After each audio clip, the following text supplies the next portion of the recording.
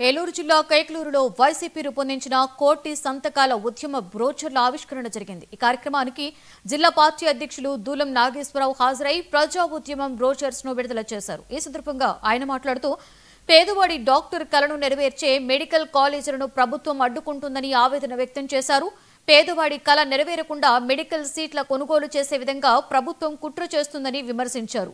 కూటమి ప్రభుత్వ అడ్డంకులకు వ్యతిరేకంగా కోటి సంతకాల ఉద్యమాన్ని ప్రజల మద్దతుతో విజయవంతం చేయాలని పిలుపునిచ్చారు।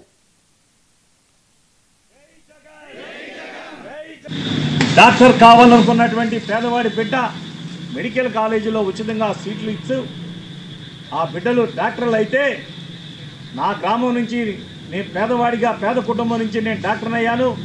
నా ప్రాంతంలో నేను వైద్యం చేయాలి, నా ప్రాంతంలో నేను ఉచిత వైద్యం అందిస్తాననేటువంటి వాళ్ళు చేసేటువంటి హామీలు, వాళ్ళు చేస్తున్నటువంటి ప్రమాణాలు, ఆ ప్రమాణాలకు ధీటుగా పేదవాడు వాళ్ళ సీటు లేకుండా చేసే ఈ మూర్ఖత్వపు ఈ ప్రభుత్వానికి గొడ్డలు పెట్టిగా మేమందరం కూడా రాష్ట్ర వ్యాప్తంగా జరిగేటువంటి కోటి సంతకాల ఉద్యమంలో మేము సైతం అందరం కూడా పాల్గొనడానికి సిద్ధంగా ఉన్నాం।